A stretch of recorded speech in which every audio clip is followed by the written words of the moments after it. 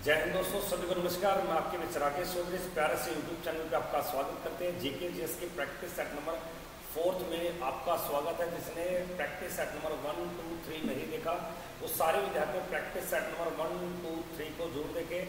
आज का जो सेशन रहने वाला लाडले ये आपके प्रैक्टिस नंबर यानी कि प्रैक्टिस सेट नंबर 4 रहेगा।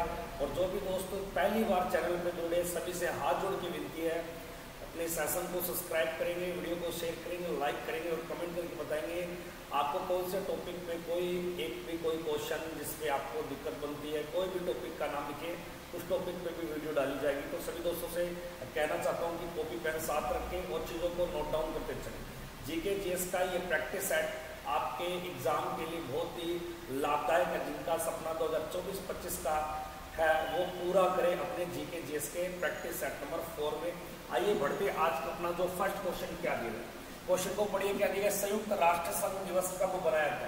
संयुक्त राष्ट्र संघ दिवस कब रहा था, जिसे हम यूएनओ के नाम से पुकारते, यूनाइटेड नेशन ऑर्गेनाइजेशन यूएनओ एक संगठन है काफी देशों का, जिसके अंदर कुल 193 देश है। कई बार ये पेपर में आता है कि यूएनओ के कुल देश कितने, यहाँ पर मैं लिखने का कार्य करता हूँ।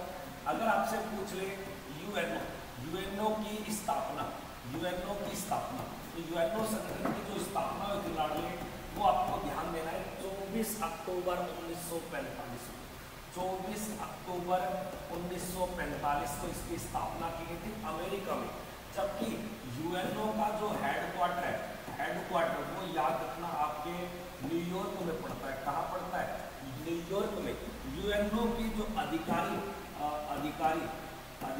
जो भाषा है, अधिकारी भाषाएं याद रखना, वो टोटल कितनी आपकी 6 भाषा है। जबकि यूएनओ संगठन के जो कुल अंग बोलो या बोल सकते हो पार्ट्स बोल सकते हो। यूएनओ के कुल पार्ट्स कितने हैं टोटल, तो भी बताओगे 6। जिसमें से 2 शब्द सुने होंगे आपने, एक तो महासभा और एक को बोलते हैं आपके सुरक्षा परिषद। क्या बोलते हैं? सुरक्षा परिषद। तो कई बार ये पेपर में आता है कि जो महासभा है इसे दुनिया की या विश्व की लघु संसद बोलते हैं, इसे पुलिस मैन कहा जाता है। तो अक्सर पेपर में ये पूछता है कि यूएनओ का वह कौन सा अंग है जिसे दुनिया का पुलिस मैन कहा जाता है। याद रखना सुरक्षा परिषद को। लेकिन लघु संसद किसे कहा गया है? यूएनओ के महासभा के अंग को कहा गया है। सुरक्षा परिषद के कुल सदस्य पूछ लेगा आपसे, इसके कुल सदस्य कितने? याद रखना इसमें टोटल 15 देश है, जिसमें से 5 स्थायी देश है, 10 अस्थायी देश है।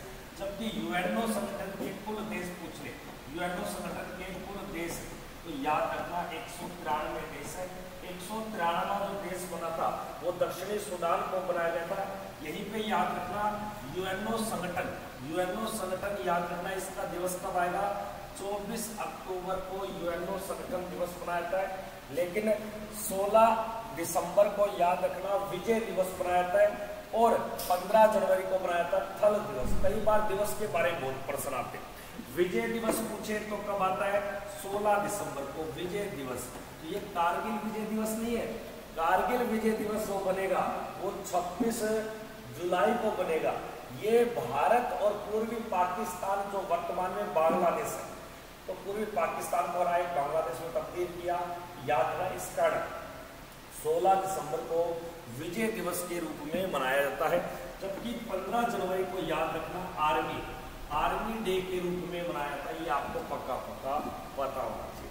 एक छोटा सा प्रश्न याद रखना, 24 अक्टूबर 1984 को भारत के कलकत्ता शहर में भूमिगत मेट्रो की शुरुआत की। तो कई बार प्रश्न आता है कि भारत में मेट्रो की शुरुआत भारत के किस शहर से हुई थी? याद रखना कोलकाता से। और दूसरी बार जो मेट्रो चलाई गई थी वह दिल्ली में। जबकि भारत में रेलवे व्यवस्था जो चलाई गई थी वह मुंबई में। यूएनओ संगठन में कुल देश पूछे तो कितने? 193। यूएनओ संगठन में अंग कितने हैं? 6। यूएनओ संगठन की भाषाएं कितनी? 6। यूएनओ संगठन का हेडक्वार्टर न्यूयॉर्क। जो याद रखना नदी पूछ लेता है हडसन नदी के किनारे। किसके किनारे? हडसन नदी के किनारे। यूएनओ का स्थापना वर्ष पूछे तो 1945 जब स्थापना की गई थी, तब इसके 50 देश थे। भारत तभी से इसका देश है। वर्तमान में 193 देश है। 193 देश का 193वां हिस्सा जो बना अफ्रीका महाद्वीप का देश, जिसे दक्षिणी सूडान बोलते हैं, जिसकी राजधानी जूबा है। तो 24 अक्टूबर को ये दिवस बनाया था ऐलान ने। बढ़ते अपने अगले प्रश्न को, इसको स्क्रीनशॉट ले सकते हो सारे बच्चे। अगले प्रश्न को देखिए क्या देगा नेक्स्ट क्वेश्चन फटाफट से, बहुत ही शानदार प्रश्न। प्रैक्टिस नंबर 4 आपके सामने बिल्कुल। राज्य, सुनना मेरी बात, माफी चाहता हूँ, एक सेकंड जो बस देखिए, राज्य के विधानसभा को कौन भंग कर सकता है? राज्य के विधानसभा को आपने देखा होगा कि केंद्र, संघ या बोलते संसद, आपने एक शब्द सुना होगा संसद। संसद का एक निम्न सदन होता है, संसद का एक निम्न या इसको बोलते हैं प्रथम सदन। और प्रथम सदन का नाम क्या है भैया?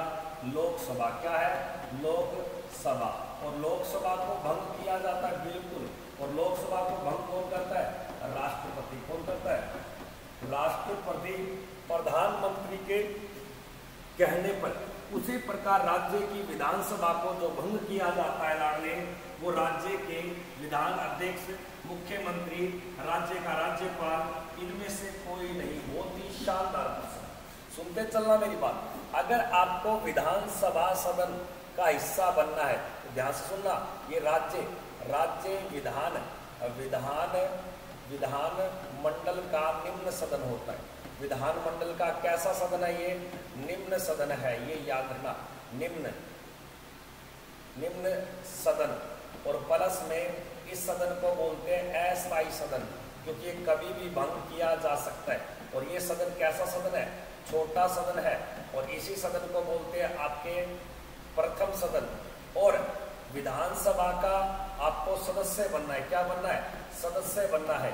तो याद रखना 25 वर्ष आयु होती है। और इनके सदस्यों का जो नेता होता है, उस नेता को हम राज्य का सीएम बोलते हैं। क्या बोलते हैं? सीएम बोलते हैं। इस विधानसभा के सदस्य का जो कार्य अवधि है वो 5 वर्ष के, कितने वर्ष की है? 5 साल ये अपने पद पे रह सकता है। राज्य विधानसभा का सबसे बड़ा जो एरिया है, क्षेत्र है, वो यूपी का है, क्योंकि यहाँ पर 403 सीटें राज्य विधानसभा। किसी राज्य में विधानसभा अधिकतम 500 सीटें होनी चाहिए और कम से कम 60 सीट तो होंगी, वहीं विधानसभा स्थापित किया जाता है। लेकिन कुछ राज्यों में विधानसभा सीट कम है, जैसे गोवा हो गया, सिक्किम हो गया। तो कमेंट करके बताइए गोवा और सिक्किम की विधानसभा सीटें कितनी है। तो याद रखना है, यहाँ आपका राइट उत्तर हो जाएगा राज्यपाल। तो राज्य के विधानसभा को भंग कौन कर सकता है?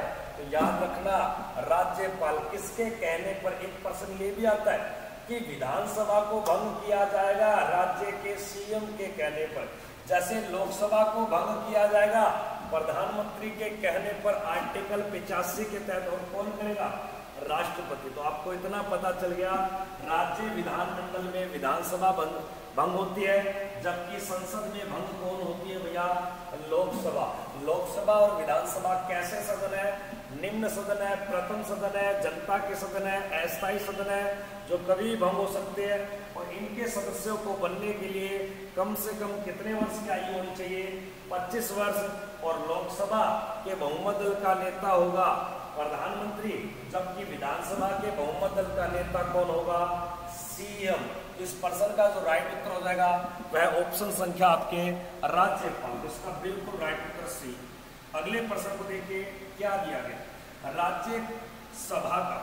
राज्यसभा का आपके बनने का सदस्य, आपने 2 शब्द सुने होंगे। देखो, केंद्र सरकार में कानून निर्माण करने की जो व्यवस्था है, जिसे संसदीय प्रणाली बोलते हैं। क्या बोलते हैं? संसदीय प्रणाली। संसदीय प्रणाली सदस्यों के द्वारा निर्मित होती है। इस संसदीय प्रणाली में याद रखना संसदीय प्रणाली। कई बार प्रश्न आता है संसदीय प्रणाली का कार्य क्या है? कानून निर्माण। इस संसदीय प्रणाली में 2 प्रकार के व्यक्ति या 2 प्रकार के सदन काम करते हैं। कितने सदन काम करते हैं? 2 सदन काम करते हैं। एक का तो नाम है लोकसभा। क्या नाम है? लोकसभा। और एक का नाम है राज्यसभा। राज्यसभा आपका उच्च सदन है। कैसा सदन है? उच्च सदन है, जो कभी भी भंग नहीं होता और लोकसभा प्रथम और निम्न सदन है, इसलिए यहाँ किसी व्यक्ति को बनना है तो कम से कम 25 वर्ष की आयु होनी चाहिए, जबकि संसद के उच्च सदन का सदस्य बनने की जो न्यूनतम आयु होती है वो 30 वर्ष आयु होनी चाहिए। अक्सर पेपर में क्या होता है, आपसे अलग अलग पदाधिकारियों की न्यूनतम एज पूछ लेगा। जैसे आपसे बोलेगा कि भारत के राष्ट्रपति बनना है, अगर आपको देश का राष्ट्रपति बनना है तो कम से कम आयु कितनी पूर्ण होनी चाहिए, 35 वर्ष का। और अगर आपको उप राष्ट्रपति बनना है, उप राष्ट्रपति, तो याद रखना इसके लिए भी कितनी, 35 वर्ष। और अगर आपको किसी राज्य का सर्वोच्च नागरिक यानी कि राज्यपाल नियुक्त होना है तो कितनी आयु चाहिए, 35 वर्ष। लेकिन अगर आपसे पूछ ले विधानसभा का मेंबर बनना है तो याद रखना 25 वर्ष आयु चाहिए। लेकिन विधानसभा से ही निकाला जाता है सीएम, तो सीएम की आयु कितनी चाहिए, 25। लेकिन राज्यों में एक उच्च सदन होता है जिसे बोलते हैं विधान परिषद, और विधान परिषद का मेंबर बनना है तो 30 वर्ष आयु चाहिए। लेकिन लोकसभा का सदस्य बनना है तो 25, और लोकसभा से ही निकलता है पीएम, तो पीएम के लिए भी कितनी, 25। लेकिन आपको अपना वोट डालना है, और वोटर्स की जो एज होती है वो 18 वर्ष है। लेकिन आपको गांव का एक सरपंच यानी कि पंचायत का मेंबर बनना है तो कम से कम भी कितनी आयु चाहिए, 21 वर्ष। इसका स्क्रीनशॉट ले लेना, लाडले पेपर में कई बार पूछता है, इसलिए सारी बातें मैंने इसी एक प्रश्न के माध्यम से आपको लिखने का कार्य किया है। तो एक बार दोबारा बताना चाहता हूँ, कई बार प्रश्न पूछता है कि राज्यसभा, तो राज्यसभा याद रखना, इसे राज्यसभा का गठन पूछ लेगा तो गठन याद रखना 3 अप्रैल 1952 को राज्यसभा का गठन किया गया। राज्यसभा एक उच्च सदन है, उच्च सदन के साथ साथ यह एक स्थायी सदन है। स्थायी सदन के साथ साथ इसे संसद का दूसरा सदन बोलते हैं, दूसरा सदन कहा जाता है। और राज्यसभा की जो कुल सीटें हैं वो याद रखना 245 है। लेकिन राज्यसभा की कुल अधिकतम सीटें कितनी है, अधिकतम जो सीटें हैं वो याद रखना आपके 250 सीटें, जिनमें से 12 सीटें मनोनीत होती है। 12 सीटें क्या होती है, मनोनीत होती है, और बाकी सीटें क्या होंगी, निर्वाचित। और निर्वाचित होने के लिए कम से कम एज कितनी मांगता है, 30 वर्ष मांगी जाती है। ये आपको अच्छे से याद रखना। तो बहुत ही शानदार व लाजवाब session practice set GK GS का आप लगाइए और पेपर में फिर जाइए, आपको वाकई में पता चलेगा कि सर आपने हर एक क्वेश्चन इतना बारीकी से, जैसे हम नींबू के रस से नींबू निकालते, नींबू से नींबू का रस निकालते, उसी प्रकार हमने जीके के पर्सन से उस पर्सन के निचोड़ निकाल दिए। अक्सर क्या होता है पेपर में कि राज्यसभा से जुड़ी हुई बातें आपसे पूछे, तब आपको बिल्कुल नहीं भटकना, बिल्कुल पेपर में सही करना है। अगले क्वेश्चन को देखिए क्या दिए गए, नेक्स्ट क्वेश्चन को फटाफट से, बहुत ही शानदार प्रश्न। संविधान का कौन सा आर्टिकल, देखो आर्टिकल का मतलब यहाँ पर अनुच्छेद की बात बोली, किसकी बोलिए, अनुच्छेद। तो अनुच्छेद में मतलब प्रेस की स्वतंत्रता। प्रेस का मतलब क्या होता है, अपने विचार विमर्श को आप किसी एक हार्ड कॉपी के माध्यम से उसे पब्लिश करवा सकते हो, अपने विचारों को व्यक्त कर सकते हो जनता या मीडिया के सामने, जिसे एक पत्र, अखबार या कोई पंपलेट के माध्यम से अपने बोल शब्दों को रख सकते हो। इसे बोलते हैं प्रेस की स्वतंत्रता। आपका विचार, आपका बोलने का अधिकार है। एक रिपोर्ट या पत्रिका के माध्यम से, इसे प्रेस का मतलब होता है छपाई करके लोगों तक अपनी बातें, आप चुप हो फिर भी बातें पहुंच चुकी क्योंकि आपने उसे प्रेस के माध्यम से उसे प्रस्तुत कर दिया। तो प्रेस की जो स्वतंत्रता है वो भारतीय संविधान के किस आर्टिकल में, आर्टिकल 356, आर्टिकल 22, आर्टिकल आपके 19, और इनमें से कोई नहीं। प्रेस की स्वतंत्रता का जो उल्लेख किया गया वो आर्टिकल 19 कै में किया गया, आर्टिकल 19 कै के अंदर किया गया। इसका राइट उत्तर हो जाएगा ऑप्शन संख्या सी, बिल्कुल है। आर्टिकल 356 का कार्य क्या है, आर्टिकल 356 का कार्य है किसी भी राज्य में राष्ट्रपति शासन लागू करना। आपातकाल का ये राष्ट्रपति शासन लागू करवाना कहां? राज्यों में। आर्टिकल 22 का संबंध है गिरफ्तारी के विरुद्ध। किसके भैया? गिरफ्तारी के विरुद्ध। किस दोषी में इसको गिरफ्तार किया जा रहा है उसके पूछ सकते हो। एक आर्टिकल याद रखना, आपसे पूछेगा अनुच्छेद 52। अनुच्छेद 52 में क्या? तो याद रखना इसमें राष्ट्रपति का पद दिया गया। क्या दिया गया?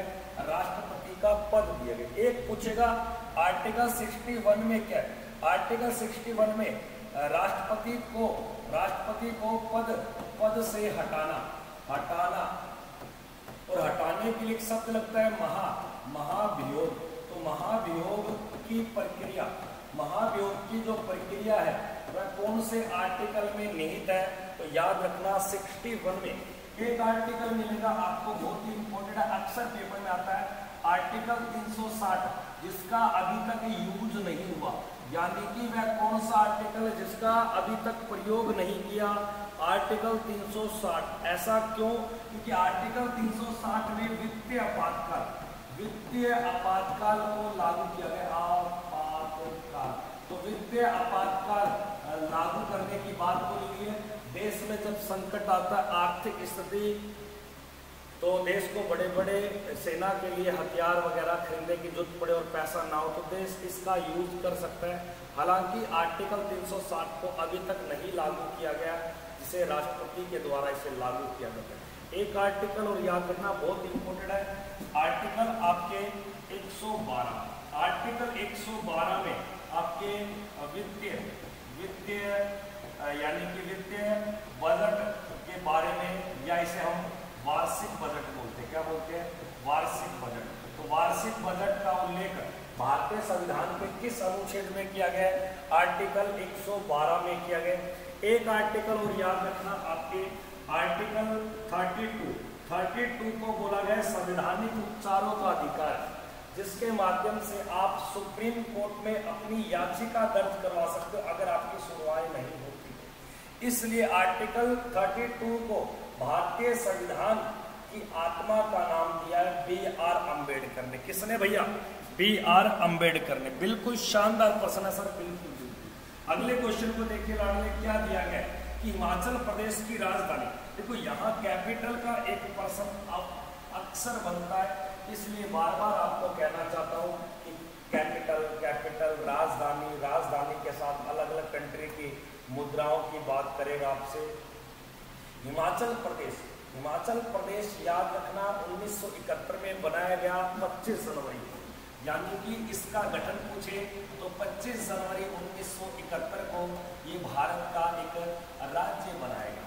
हिमाचल प्रदेश की कैपिटल का नाम क्या है? और हिमाचल प्रदेश के जो प्रमुख दर्रे हैं, ये पेपर में कई बार आता है। हिमाचल प्रदेश के प्रमुख दर्रों में एक तो सिप किला दर्रा याद रखना, एक आपके बारा लाचा दर्रा याद रखना, एक आपके रोहतांग दर्रा याद रखना। कई बार पेपर में आता है कि सिपकिल्ला दर्रा, बारा लाचा दर्रा, रोहतांग दर्रा भारत के किस राज्य में? तो आपको बताना है सर ये हिमाचल प्रदेश में पड़ते हैं। हिमाचल प्रदेश के बारे में एक शब्द और याद रखना, हिमाचल प्रदेश में सिख धर्म के 10वें गुरु, और गुरु का नाम क्या है? गोविंद सिंह। तो गोविंद सिंह ने यहाँ पर एक झील बनवाई थी, उस झील का नाम क्या है? गोविंद सागर जलाशय। तो अक्सर पेपर में आता है कि गोविंद सागर जलाशय किसके द्वारा बनवाया गया? गोविंद सिंह के द्वारा। और ये कहाँ बनवाया गया? हिमाचल प्रदेश में बनाया गया। हिमाचल प्रदेश में सर्वाधिक उत्पादन की अगर बात की जाए तो याद रखना आपके सेब। तो भारत में सबसे ज्यादा सेब का उत्पादन कहाँ होता है?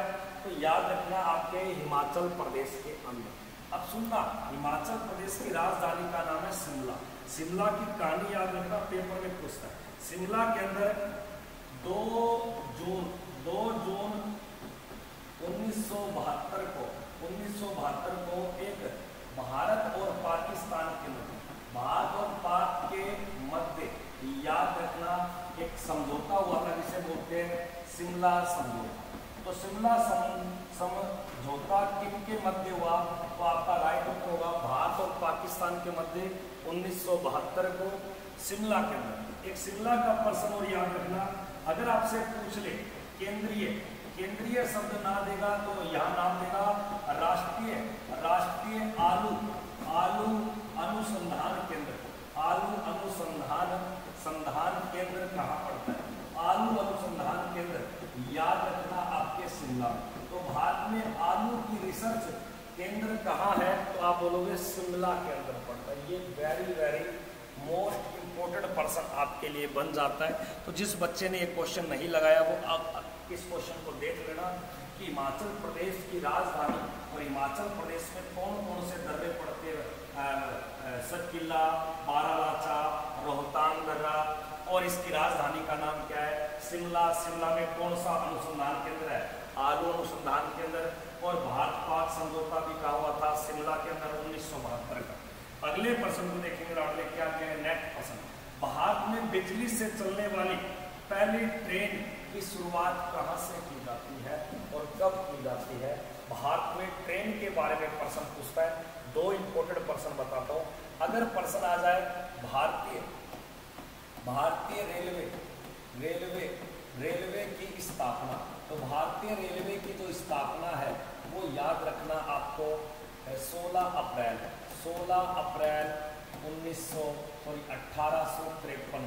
1853 में। और जिसका जनक कौन था? तो भारतीय रेलवे का जो जनक बोलते हैं वो ब्रिटिश अधिकारी जिसे हम कहते हैं लॉर्ड डलहौजी। आपको ध्यान देना है लॉर्ड डलहौजी। लेकिन भारतीय रेलवे का राष्ट्रीयकरण कब किया गया?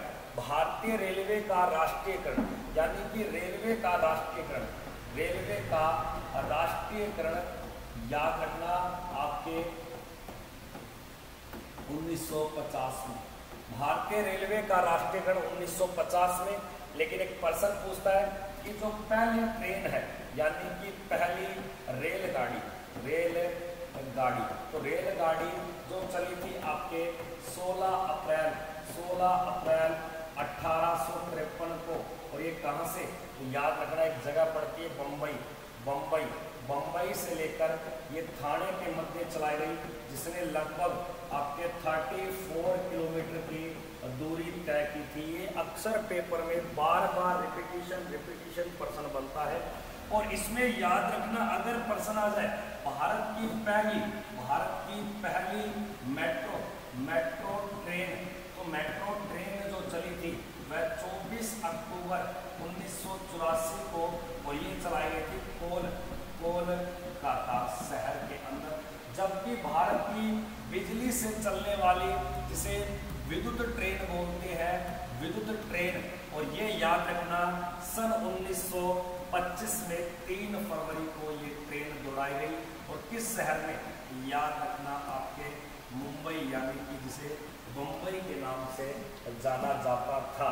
इस प्रश्न का जो राइट उत्तर होगा वह ऑप्शन संख्या आपके ए ऑप्शन से कहानी याद रखना कि 9 अगस्त 1925 को एक घटना घटती है जिसे काकोरी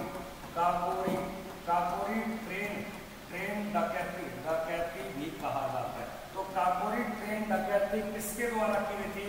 राम प्रसाद बिस्मिल के द्वारा काकोरी ट्रेन डकैती की गई। तो अक्सर पेपर में फंसेगा कि 1925 की घटना कौन कौन सी है? तो याद रखना 3 फरवरी 1925 को भारत की पहली विद्युत से चलने वाली रेलगाड़ी का आरंभ किया गया और 1925 को काकोरी ट्रेन डकैती ट्रेन को लूटा गया था। ये घटना किस व्यक्ति के साथ जुड़ी है? तो याद रखना सरफिरोशी की तमन्ना अब हमारे दिल में है, देखना है जो कितना ए बाजुए कातिल में है। ये बात किस स्वतंत्रता सेनानी ने की थी? तो याद रखना राम प्रसाद बिस्मिल के द्वारा कही गई। अगले प्रश्न को देखोगे क्या दिया गया है। नेक्स्ट क्वेश्चन को फटाफट से, बहुत ही शानदार। दूसरा विश्व युद्ध किस वर्ष लड़ा गया था? दूसरा विश्व युद्ध जिसे हम बोल सकते हैं सेकंड वर्ल्ड वार। तो सेकंड जो वर्ल्ड वार है लाडले, वो किस वर्ष हुआ था? उससे पहले इतना बता दो मुझे, फर्स्ट वर्ल्ड वार कब हुआ था? फर्स्ट वर्ल्ड वार, तो फर्स्ट वर्ल्ड वार 1914 से लेकर 1918 के बीच लड़ा गया। ये इंपोर्टेड पर्सन। फिर उसी प्रकार सेकंड वर्ल्ड वार याद रखना 1939 से लेकर आपके 1945 के बीच लड़ा गया। यहीं पे दो शब्द सुनने का कार्य करेंगे कि 1939 से 1945 सेकंड वर्ल्ड वार के समय याद रखना यूएसए ने जापान पर परमाणु बम गिराए थे। परमाणु बम, तो कई बार पेपर में ये आता है कि परमाणु बम फेंकने वाला जापान पे कौन सा देश था? सेकंड वर्ल्ड वार के समय यूएसए ने। और यूएसए ने परमाणु बम कितने फेंके हैं? और 2 बम फेंके हैं। एक का तो नाम याद रखना 6 अगस्त 1945 को, और एक आपके 9 अगस्त 1945। पहले बम का नाम है लिटिल बॉय, और दूसरे बम का नाम है फैट मैन। और लिटिल बॉय को तो फेंका गया आपके हिरोशिमा, और फैट मैन को फेंका गया था आपके नागासाकी। ये 2 बम आपको याद रखने हैं। ये अमेरिका ने सबसे पहले परमाणु बम का प्रयोग किया था, और परमाणु बम का जो जनक है वो याद रखना रॉबर्ट ओपनहाइमर। आपको ध्यान देना है, परमाणु बम जिस क्रिया पर कार्य करके उसे न्यूक्लियर फ्यूजन कहा जाता है, हिंदी में नाभिकीय विखंडन के नाम से पुकारा जाता है। भारत ने परमाणु बम का जो परीक्षण किया था लाडले, वह आपके 18 मई 1974 को, जिस परीक्षण का नाम दिया गया, प्रतीक दिया गया स्माइली बुद्धा, जिसे राजस्थान के पोखरण रेतीले भाग में टेस्टिंग की गई थी। इसका राइट उत्तर रहेगा 1939 से 45 के मध्य आपके सेकंड वर्ल्ड वार चला था। एक बात सुनना, जो आपके फर्स्ट वर्ल्ड वार में यूएसए ने जो भाग लिया था, ये कई बार प्रश्न आता भाग लिया, तो याद रखना आपके 1917 में। तो कई बार पेपर में ये पूछता है कि पहले वर्ल्ड वार के अंदर यूएसए देश कब शामिल होता है? 1917 में, जबकि पहले वर्ल्ड वार के अंदर भारत देश ने बढ़ चढ़ के भाग लिए थे। और इसी के समय दक्षिण अफ्रीका से भारत में वापस कौन आता है? महात्मा गांधी 1915 को, और उस समय क्या चला था? First world war. और सुनना मेरी बात, इन्हीं दोनों युद्ध के समय, एक 1916, 1940 और 1944, ये तीनों वर्ष याद रखना आपके ओलंपिक खेल नहीं हुए, ओलंपिक गेम नहीं हुए। तो कई बार प्रश्न आता है ग्रीष्मकालीन ओलंपिक 1916 का, 1940 का, 1944 का ना होने का कारण क्या था? तो आप बोलोगे सर वर्ल्ड वार। क्या था भैया? वर्ल्ड वार, विश्व युद्ध प्रथम और विश्व युद्ध सेकंड का वर्ष पूछेगा कब। पहला चला था 1914 से 1918 और दूसरा 1939 से 1945। तो इस प्रश्न का जो राइट उत्तर हो जाएगा वह ऑप्शन संख्या आपको ए बिल्कुल राइट है। अगले प्रश्न को देखिए लाला, क्या दिया गया? भारतीय सैन्य अकादमी कहाँ स्थित है? भारतीय सैन्य अकादमी का मतलब है आर्मी अकेडमी। आर्मी अकेडमी की बात कर रहा है, ये कहाँ पर स्थित है? Army academy. तो आर्मी अकेडमी की बात कर रहा है, जिसे शॉर्ट फॉर्म में आप लिख सकते हो इंडियन मिलिट्री अकेडमी, जिसे IMA के नाम से भी पुकारा जाता है। ऑप्शन में क्या दिया गया है कि देहरादून, माउंट आबू, हैदराबाद, उधमपुर के बारे में सुनना। थल सेना बोलो या आर्मी बोलो। आर्मी की उत्तरी कमांड कहाँ स्थित है? आपके उधमपुर, और उधमपुर पड़ता है जम्मू एंड कश्मीर। हैदराबाद में याद रखना, यहाँ आपके वायुसेना, वायुसेना की अकेडमी स्थित है। वायुसेना की अकेडमी कहाँ पड़ती है? हैदराबाद में पड़ती है। जबकि अगर आपसे नेवी की अकेडमी पूछ ले कि नेवी की अकेडमी कहाँ है, अकेडमी, तो आपका राइट उत्तर बनेगा एजी माला। और एजी माला नामक जो जगह है ये भारत के किस राज्य में? केरल के अंदर पड़ती है। जबकि इंडियन मिलिट्री एकेडमी याद रखना आपके देहरादून उत्तराखंड के अंदर, उत्तराखंड के अंदर। एक पर्सन सुनना, एक नाम मिलेगा national defence academy. National defence academy याद रखना, ये खड़ंग वासला, और ये खड़ंग वासला कहाँ पड़ता है? पुणे। और पुणे तो सभी को पता है महाराष्ट्र में। ये एकेडमी के बारे में आप अच्छे से याद रखें। लेकिन कभी भी पर्सन आ जाए आपके तीनों सेनाओं का हेडक्वार्टर, यानी कि आपसे बोलेगा तीनों सेनाओं का हेडक्वार्टर कहाँ पर है, तो याद रखना आपके नई दिल्ली में। अब तीनों सेनाओं किसकी बात करूं मैं? आर्मी, एयरफोर्स और नेवी। तीनों सेनाओं का सर्वोच्च कमांडो राष्ट्रपति होता है। तीनों सेनाओं का मुख्यालय भी कहाँ है? नई दिल्ली में। लेकिन यहाँ आर्मी की बात की गई है, तो आर्मी दिवस याद रखना किस तारीख को होता है? 15 जनवरी को। कब होता है लाडले? 15 जनवरी को आर्मी दिवस भी मनाया जाता है। इस प्रश्न का बिल्कुल राइट उत्तर ए ऑप्शन हो जाएगा। माउंट आबू किसके लिए फेमस है? माउंट आबू में याद रखना दिलवाड़ा के जैन मंदिर स्थित है। दिलवाड़ा के जैन मंदिर किस जगह स्थित है?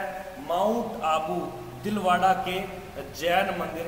यह आपको ध्यान देना। बिल्कुल बिल्कुल बिल्कुल गुरुजी, बहुत ही शानदार सेशन आपके द्वारा। हाँ, जिसने भी जीके जीएस का प्रैक्टिस सेट नंबर 1, 2, 3 नहीं देखा वो पूरा देखे।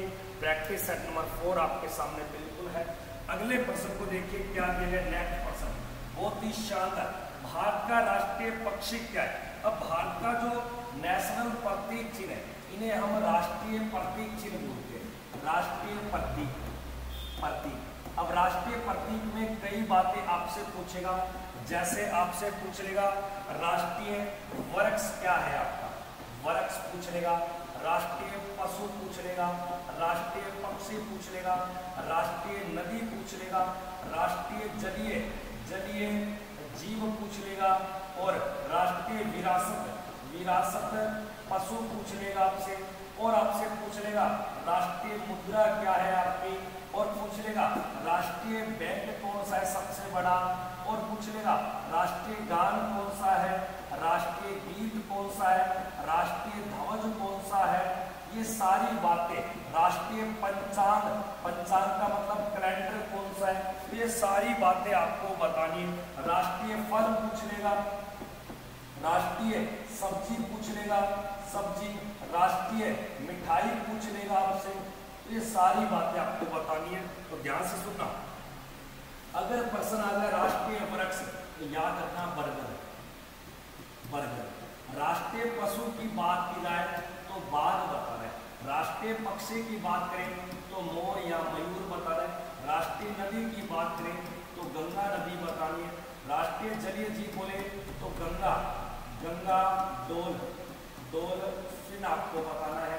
और विरासत पशु की बात बोले तो हाथी आपको बताना है। मुद्रा की बात बोले तो रुपया आपको बताना है, जिसका सिंबल आपको पता ही है इस प्रकार का। उसके बाद में राष्ट्रीय बैंक बोले तो आरबीआई आपको बताना है। राष्ट्रीय गान बोले तो जन गण मन आपको बताना है। राष्ट्रीय गीत वंदे मातरम। और ध्वज की बात करें तो तिरंगा 3 रंगों का नहीं 4 रंगों का। पंचांग की बात बोले तो सख संवत आपका कैलेंडर है। फल की बात बोले तो आपको आम बताना है। जबकि सब्जी की बात बोले तो सीताफल, जिसे हम कद्दू या पेठे के नाम से पुकारते हैं। मिठाई की बात बोले तो जलेबी। और राष्ट्रीय खेल की बात बोले तो बताना है हॉकी। क्या बताओगे? हॉकी आपका राष्ट्रीय खेल हो जाएगा। लेकिन राष्ट्रीय आपका प्रतीक चिन्ह क्या है? यानी कि प्रतीक चिन्ह क्या है, तो राष्ट्रीय जो प्रतीक चिन्ह है वो याद रखना अशोक स्तंभ है, अशोक स्तंभ। और आपसे पूछ लेगा अशोक स्तंभ और राष्ट्रीय वाक्य क्या आपका, वाक्य आदर्श वाक्य क्या है, याद रखना सत्यम एवं जयते, सत्यमेव जयते आपको ध्यान देना। ये सारी बातें आपको याद रखें। जिस बच्चे ने नहीं लिखा तो वो कॉपी यानी कि स्क्रीनशॉट ले सकता है क्वेश्चन का। तो प्रश्न संख्या आपके भारत का राष्ट्रीय पक्षी, और राष्ट्रीय पक्षी कौन सा हो जाएगा आपके, मोर हो जाएगा। इसे 1963 में मान्यता यानी कि दर्जा दिया गया था। मुर्गा थोड़ी है, मुर्गा होता तो तुम लपेट देते, मुर्गे को तो बनाया नहीं, जब दिन में पता नहीं कितने मुर्गे मारते हो। मुर्गा चोर है, मुर्गा चोर नहीं बनना। अगला प्रश्न देखिए क्या कहेगा, नेक्स्ट क्वेश्चन कि राष्ट्रीय गान को गाने में कुल कितना समय लगता है। राष्ट्रीय गान को गाने के अंदर जो समय लगा है वो आपको बताना है। यानी कि कई बार आपसे पूछ लेगा राष्ट्रीय गान है कौन सा, राष्ट्रीय गान है याद रखना जन गण मन आपको करना है। और वहीं राष्ट्रीय गान किस बुक से लिया गया, पुस्तक पूछ लेगा तो याद रखना आपको गीतांजलि। तो गीतांजलि पुस्तक से राष्ट्रीय गान को लिया गया। राष्ट्रीय गान का रचिताकार कौन है, तो राष्ट्रीय गान का रचिताकार याद रखना आपको रविंद्रनाथ टैगोर। और वही राष्ट्रीय गान याद रखना इसे पहली बार कब गाया गया, तो गाया गया याद रखिए आपके कलकत्ता कांग्रेस पार्टी का, यानी कि कांग्रेस पार्टी का कलकत्ता अधिवेशन। और कलकत्ता अधिवेशन ये कहाँ होता है, तो याद रखना आपके कलकत्ता में 21 वर्ष 1911 में जो 27 दिसंबर को गाया गया था। राष्ट्रीय गान की जो समय अवधि है या राष्ट्रीय गान को राष्ट्रीय दर्जा कब दिया गया कि हमारे देश का राष्ट्रीय गान होगा, तो याद रखना 24 जनवरी 1950 को जो संविधान निर्माण की अंतिम बैठक 12वीं बैठक राष्ट्रीय गान की जो समय अवधि होती है टाइम पीरियड, वो याद रखना। यहाँ दो बातें आती है, एक फुली टाइम पूछे, एक ज्यादा से ज्यादा और एक कम। एक याद रखना 52 सेकंड आपको बताना है। अगर किसी सिचुएशन में इसे जल्दी करना हो तो कम से कम यानी कि तो याद रखना 20 सेकंड में ये पूरा होगा। कितने सेकंड में ये, 20 सेकंड में। तो राष्ट्रीय गान के रचयिताकार कौन है, रविंद्रनाथ टैगोर।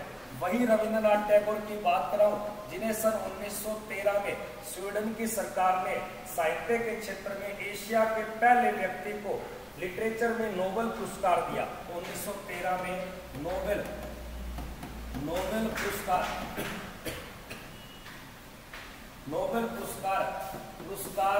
विजेता। तो नोबेल पुरस्कार विजेता की अगर बात की जाए तो वो कौन है, तो याद रखना आपके रविंद्रनाथ टैगोर को ही बोलते हैं आपके विश्व गुरु या इसे कहा जाता है आपके विश्व कवि। तो विश्व कवि, ये आपको ध्यान देना है।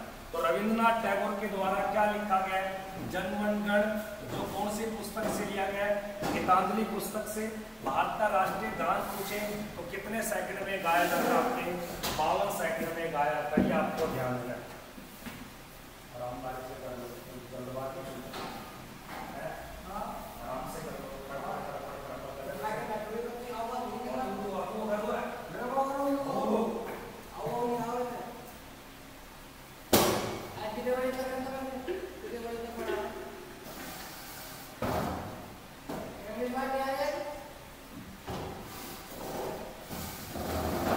अगले प्रश्न को देखिए सभी विद्यार्थी, क्या दे नेक्स्ट क्वेश्चन कि भारत में कौन से शहर को बगीचों का शहर बोला जाता है। ये अच्छा प्रश्न है। अगर आपसे वास्तव में पूछा जाए बगीचों का शहर कौन सा है, तो बगीचों का शहर अगर देखा जाए तो वो पंजाब का एक शहर है। उस शहर का नाम है कपूरथला। क्या नाम है, कपूरथला। तो पंजाब का कपूरथला ही क्या कहलाता है, बगीचों का शहर। लेकिन यहाँ बगीचों की बजाय आपको राज्य था उद्यान, उद्यानों का शहर, उद्यानों का शहर बोलते हैं आपके बेंगलुरु को, बेंगलुरु। तो इस प्रश्न का राइट उत्तर यहाँ क्या होगा आपके बेंगलुरु। और बेंगलुरु में एक संस्थान स्थित है जो भारतीय अंतरिक्ष के कार्य करती है, जिसे हम क्या बोलते हैं इसरो। तो कई बार प्रश्न आता है इसरो का जो हेडक्वार्टर है वो किस जगह पे है, आपके बेंगलुरु में। बेंगलुरु कौन से राज्य की राजधानी का नाम है, तो याद रखना आपके कर्नाटक की। किसकी भैया, कर्नाटक। तो बेंगलुरु कहाँ की राजधानी है, कर्नाटक की, आपको बताना है। अब ध्यान से सुनना मेरी बात। अगर प्रश्न आ जाए इसरो संगठन की यानी कि स्थापना कब की गई, इसरो की स्थापना, तो इसरो की स्थापना हुई थी आपके 15 अगस्त 1969 में। इसरो का कार्य क्या है, जितने भी अंतरिक्ष में भारत के वो उपग्रह यान वगैरह बनाए थे, सैटेलाइट, ये तैयार करता है। इसरो के द्वारा ही आपके चंद्रयान 2, चंद्रयान 3 को ही बनाया गया, जिन्हें प्रक्षेपण यानी कि जिन्हें लॉन्च किया गया था आंध्र प्रदेश के सतीश धवन केंद्र से, जो श्री हरिकोटा नामक एक पोलिकट झील के अंदर द्वीप है, वहां से किया गया। अब एक शब्द सुन लेना, अगर आपसे बगीचों का शहर बोले तब पंजाब का कपूरथला याद रखना है, जो भारत का सबसे कम जनसंख्या वाला शहर। भारत में सबसे कम जनसंख्या किस शहर की, कपूरथला पंजाब की। जबकि भारत के किस शहर की जनसंख्या सबसे ज्यादा है, तब आपको मुंबई बताना पड़ता है। बगीचों का शहर कपूरथला ही है, जबकि भारत में उद्यानों का शहर बोले तो बेंगलुरु बताना है। इसी बेंगलुरु को भारत में टेक्नोलॉजी सिटी कहा जाता है, तकनीकी शहर कहा जाता है, इलेक्ट्रॉनिक सिटी के नाम से भी जाना जाता है आपके कौन सा, बेंगलुरु। और बेंगलुरु को ही बोलते हैं सिलिकॉन वैली यानी कि सिलिकॉन घाटी। भारत के किस शहर को, तो बेंगलुरु को। लेकिन सिलिकॉन वैली अमेरिका में किस राज्य को बोला गया, कैलिफोर्निया को। और वही कैलिफोर्निया जहां पर 1913 में लाला हरदयाल शर्मा के साथ आपके गदर पार्टी की स्थापना की जाती है। तो दोस्तों practice set number 4, practice set number 3, practice set number 2, practice set number 1 जिसने नहीं देखे वो पूरे देखे। और वीडियो पसंद आती है तो लाइक करें, शेयर करें, चैनल को सब्सक्राइब करें। आपका एग्जाम 2024-25 के लिए बहुत ही शानदार जीके जीएस का प्रैक्टिस सेट है। मिलते हैं एक नई वीडियो में, तब तक के लिए जय हिंद, वंदे मातरम।